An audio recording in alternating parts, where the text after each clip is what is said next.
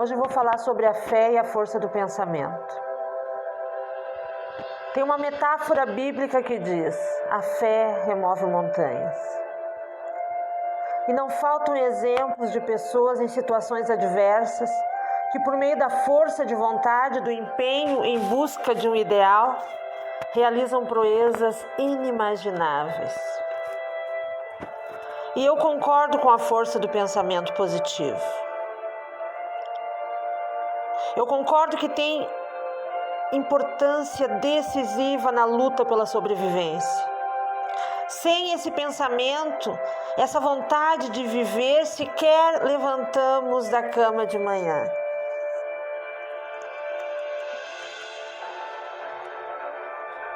Mas para mim, se Maomé não for a montanha vir a Maomé é tão improvável quanto o Everest aparecer na janela da minha casa. A fé remove montanhas, mas precisamos usar a nossa força para isso, a nossa boa vontade.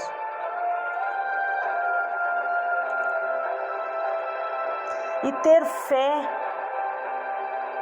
e pensamento positivo é muito intenso e nos torna fortes. E deve sim estar em todos os passos dados na vida. Mas nós podemos também cruzar os braços e esperar que as coisas caiam do céu. Também creio nas provas e expiações, e elas estão aí e elas vêm conosco na nossa encarnação e na nossa carga genética para serem passadas. E nada como a fé e o pensamento positivo para enfrentarmos esses turbilhões que nos chegam. A palavra, sem dúvida, é algo muito precioso, que o ser humano conquistou ao longo de sua evolução. Mas antes das palavras, formulamos um pensamento. E o que vem a ser o pensamento? Algo que todos temos o tempo inteiro, um atributo do nosso espírito.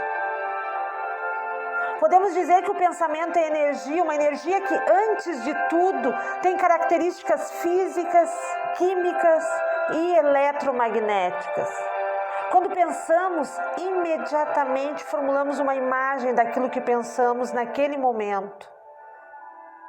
Essas imagens são feitas e ficam pairando em torno de nós. E é por essas imagens, esses pensamentos, que os espíritos nos localizam, porque está tudo registrado em nosso campo mental. Pensamento é energia, é matéria. Pensamento tem cheiro, tem cor, tem volume, tem forma. Então, toda vez que estamos mergulhados em nossos pensamentos, estamos projetando ideias. E dessa maneira que emitimos as vibrações e nos sintonizamos com os encarnados e com os desencarnados. E daí a pergunta: de onde vem essa energia? E os espíritos nos dizem: precisamos tentar entender o princípio de tudo. E o que é o princípio senão Deus? Causa primária de todas as coisas. Criou tudo que existe no universo, tudo emana de Deus. Deus então criou o fluido universal, o fluido que envolve todo o universo e que varia conforme cada planeta. E a nós o fluido vital. Então, o fluido universal é um instrumento que transporta o pensamento para todo o universo. Apóstolo Paulo disse: estamos mergulhados em Deus, porque estamos envolvidos nos fluidos vindos de Deus. Temos partes de Deus em nós. Cada vez que pensamos, cada vez que vibramos, nós emitimos pelo impulso da vontade um sinal para Deus, Isso é o pensamento. E devemos tomar cuidado com o padrão de nossos pensamentos. Pensar é um ato comum a todos nós. Todos nós pensamos, é um atributo do espírito. O que altera um pouco é a qualidade de nosso pensamento, é a maneira como geramos essas energias. E o pensamento é uma onda, é uma corrente eletromagnética, com características físicas que adquire forma, conforme assim o desejamos. E assim pensando, plasmamos imagens fluídicas. Então se pergunta, será que os espíritos podem ver o nosso pensamento? Kardec fez essa pergunta no Livro dos Espíritos. E eles nos dizem, sim, os espíritos veem o nosso pensamento. Veem porque tudo que pensamos, mantemos aqui no nosso campo mental. Então os espíritos nos localizam pelo teor de nossa vibração e também pelas imagens que estamos plasmando e emitindo. E muitas vezes, pelo que eles veem, eles se ligam a nós. Eu vou dar um exemplo disso. Eu fui chamada uma vez para fazer um atendimento a uma família e chegou até mim que o rapaz dessa família, ele estava possuído pelo demônio. Então eu fui, eles eram integrantes da Igreja Católica, praticantes, e o padre já havia estado lá, e eu fui para atender. Quando eu cheguei era bem sinistro, muita gente por lá de fora, vizinhos, familiares. Então quando eu entrei na casa, eu vi o rapaz estava deitado no chão e tinha 3 pessoas em cima, assim, que parecia tentando segurá-lo. Mas na verdade eram 2, porque um eu reconheci na hora que era um espírito. E esse espírito, ele tentava esganar ele, com as 2 mãos no pescoço, tentando estrangular ele, assim, de uma forma muito odiosa. Então eu fiz o meu trabalho. E depois, quando eu estava em casa já, eu fui atender e doutrinar aquele espírito, que diziam ser o tal demônio. E eu conversando com ele, eu perguntei, escuta, o que acontece? O porquê que tu estava lá? O que te levou até lá? É uma briga de uma outra vida? Tu atravessou uma outra vida atrás dessa pessoa? É uma inimizade antiga? É daqui? Pedindo para que ele me explicasse o porquê daquela obsessão. E ele disse para mim, não é nada disso. Não é nada. É que aquele cara está só pensando em se matar. Ele só pensa em suicídio, ele passa o dia pensando, imaginando como ele vai colocar a corda, ele já tentou o suicídio, e como vai pendurar a corda, e como vai fazer, e eu estou só dando uma mão para ele, estou só tentando ajudar. Então, quando estamos em um ambiente comum a muitas pessoas, a muitos espíritos, às vezes eles se afeiçoam a nós. E por quê? Porque eles observam o nosso campo mental. E eles veem o tipo de pensamento que nós somos dados. E às vezes nós temos também pensamentos tão bons que eles veem em nós portas de ajuda. Ou se ligam por afinidades. O alcoólatra, o usuário de drogas, por exemplo, eles estão sempre pensando no vício. E conforme vão pensando, vão criando as imagens. E é fácil então os espíritos localizarem isso, porque não pensem que quando desencarnamos, viramos outros, assim de repente. Continuamos com os mesmos vícios, com os mesmos defeitos. Nós precisamos de algum tempo para nos desprendermos da matéria e dos vícios. E muitos espíritos mantêm os seus vícios terrenos ao lado de encarnados. Logicamente que os olhos comuns não se enxerga isso, mas no mundo espiritual isso é escancarado.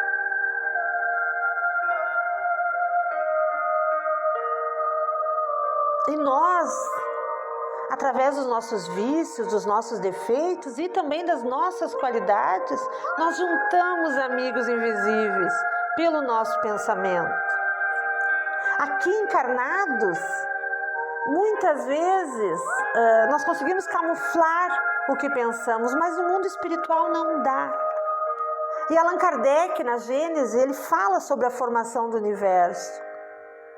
E vai falar também do fluido cósmico universal, que é essa energia que envolve todo o universo, todo o planeta e todos os seres, que sai da mão de Deus e possibilita a nós todas as formações que encontramos hoje. E daí, com a ação do Espírito, ele vai formando as suas realidades. Então, todos nós pensamos. Não tem jeito de parar de pensar. É impossível conter o nosso pensamento. E quando isso tem a ver com o nosso sentimento, quando começamos a pensar algo que não é bom, o que podemos fazer para cessar essa corrente, essas ondas, essa frequência que nós entramos e não queremos entrar? E se sabe que muitas vezes fizemos conexões com outros muitos que estão pensando na mesma sintonia. E acaba que nos ajudam a potencializar os pensamentos. E por invigilância começamos a pensar o mal em coisas ruins, sentimentos depressivos ou odiosos. Sentimentos depressivos ou odiosos. Nos deixamos também nos influenciar por outros que pensam o mal, que desejam o mal e nem nos damos conta disso. E Jesus sempre disse: orai e vigiai. Mas a questão do pensamento, o que vem ser o vigiai então? Vigiar significa prestar atenção, olhar o que tu está trazendo para o teu mundo íntimo. Olhar o que tu está trazendo para o teu campo mental. Se são coisas ruins, elas vão te fazer mal, vão te dar angústia, vão te dar tristeza, vão te dar medo. Então isso não é bom. Porque sentimentos bons, eles dão bem-estar, dão alegria, dão sorrisos, dão leveza, vontade de viver cada vez mais. E o que tem que fazer? Ver os resultados. Se é ruim, tem que afastar. Se é bom, tem que trazer mais para perto. O pensamento é algo que não tem como ser parado, mas tem como escolher que tipo de pensamento nós estamos guardando no nosso campo mental. E nós somos uma tríade. Nós somos compostos de espírito, perispírito e corpo físico. Mas quem pensa é o espírito. O perispírito registra todas as ações e o corpo físico reflete tudo isso. E na questão das sintonias, das vibrações, fora os médios, que são aqueles que se dispõem a receber essas vibrações, nós estamos o tempo inteiro emitindo e recebendo. E dependendo do teor disso, nós podemos desarmonizar o nosso corpo físico. E depende de nós manter as energias que nos ajustam. Se eu sei que tudo vem de Deus e que através da espiritualidade, da prece, eu posso realmente buscar essa fonte de energia, o que eu preciso fazer? Se eu não consigo sozinho, buscar ajuda, mas me conectar com Deus. Seja onde for, seja na porta que eu escolher, seja sozinho, se eu achar melhor, mas que me leve às mãos de Deus. Preciso me manter conectado com essa espiritualidade superior. Preciso buscar direto na fonte, pedir para Deus me dê energia, para eu me recompor, para eu me reestruturar. E muitas vezes nós não pedimos ajuda, ou até mesmo nós esquecemos da ação da prece. Muitos chegam até essa casa e me dizem: não sei rezar, não sei como pedir a Deus. E nessa vida tem duas coisas que com certeza vamos passar. Uma é pela morte e a outra é pela necessidade de reconhecer Deus. Por mais autossuficiente que a gente seja, por esses dois momentos nós teremos que passar. E será que Ele escuta as nossas preces? Será que Ele se preocupa com os nossos problemas? Os problemas que nós estamos passando, esses problemas tão corriqueiros e tão cotidianos?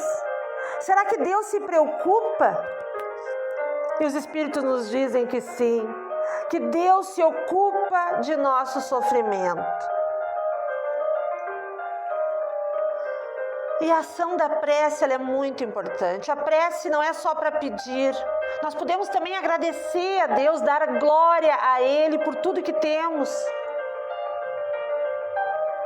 Quando eu desejo, eu movimento recursos em mim. Então o meu pensamento ganha velocidade. E o pensamento não é o que é mais rápido no universo. Ele não supera a velocidade da luz. É instantâneo. Então, instantaneamente, eu posso solicitar a Deus que me dê energias, que me dê esse fluido, para que eu possa sustentar as lutas do meu dia a dia. E quando se trata de pensamento positivo, precisamos entender que o pensamento positivo, ele vai gerar coisas boas. Vejam que o pensamento é tão poderoso que é capaz de organizar toda a nossa estrutura física. Assim como da mesma forma, quando o pensamento é destrutivo, desorganiza tudo.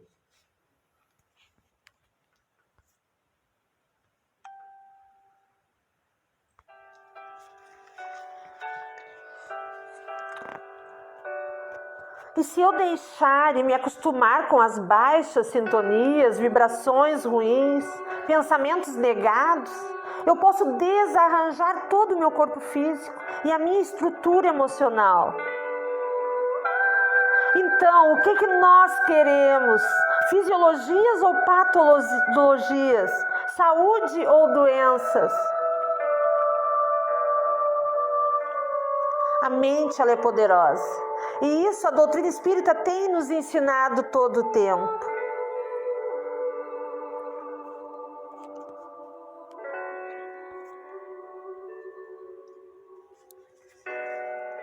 Cuidado com o que estão pensando. Não se demorem demais nos quadros de desolação, de tristeza, de revolta, de indignação. Procurem ajuda caso não consigam sair disso sozinhos.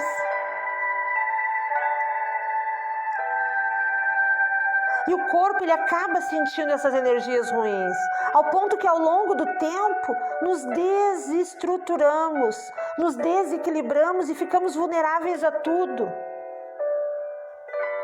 As células, elas possuem um fluido que se chama fluido vital, fluido da vida. Todos nós temos. E se nós estamos aqui vivos é porque somos animados pelo fluido vital. Todas as nossas células têm energia vital. O espírito, que é o ser pensante, ele busca em Deus as energias para se manter. E a fé, ela tem propriedades curativas. Ela dá sim a chamada energia mental, mas ela também tem raízes seculares. Quando católicos foram canonizados, porque lhes foi atribuído o poder espiritual da cura. Quantos pastores evangélicos convencem milhões de fiéis a pagar-lhe o dízimo, ao realizar façanhas semelhantes diante de câmeras de TV. E esse tipo de crença não incomodaria se não tivesse o lado perverso. Nós devemos ter fé sim, mas com muita humildade, entendendo que existem as provas e que temos que passar por elas. E às vezes as doenças são as provas. Mas se formos fortes, positivos, vamos encarar isso de uma outra forma. O sonho na força milagrosa do pensamento, ele é válido. Pode servir para muitos no sentido de dominar a morte. Mas atribuir a ela tal poder, atribuir a tua fé, a minha fé, atribuir a cura pela fé da tua igreja ou da tua religião, pode ser um desrespeito também aos doentes graves, que às vezes têm muita fé e não conseguem reverter a doença. Pode ser um desrespeito também à memória daqueles que com muita fé já se foram. Devemos respeitar humildemente a todos. Minha sogra morreu atropelada na RS, com 39 anos, atropelada por um caminhão, deixando 10 filhos. A mais nova tinha 1 ano de idade, ainda mamava no peito. E o caminhão desviou de uma bicicleta e pegou ela na beira da faixa. Dias depois, foi dado um testemunho em uma igreja que o rapaz da bicicleta disse que não morreu porque ele tinha fé, porque ele pertencia àquela igreja. Então o Deus dele desviou o caminhão da bicicleta dele e matou uma mãe com 10 filhos, deixando 10 filhos órfãos na beira da faixa. Então nós devemos ter muito cuidado a falar da nossa fé. E o que hoje queremos dizer a vocês, nós, Casa de São Francisco, que da mesma forma que podemos com a tristeza gerar doenças, com otimismo, alegria e ajuda espiritual, nós podemos gerar a tranquilidade e a paz, porque o nosso mundo íntimo, quem coordena somos nós.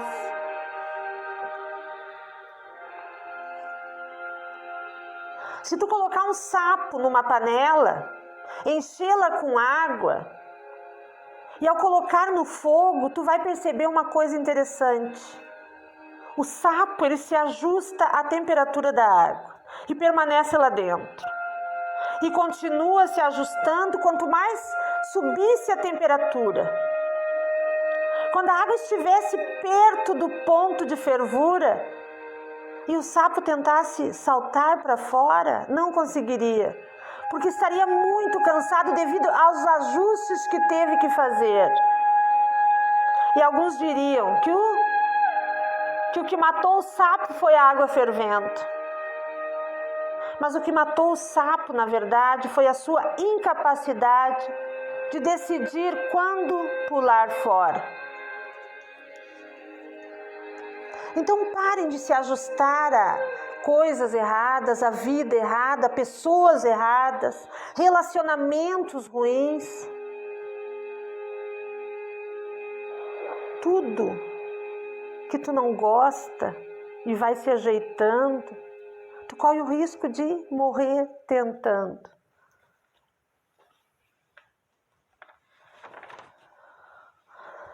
Então, quando doer, exclua. Quando incomodar, evita. Quando te chatear, ignora. Quando te fizer mal, saia de perto.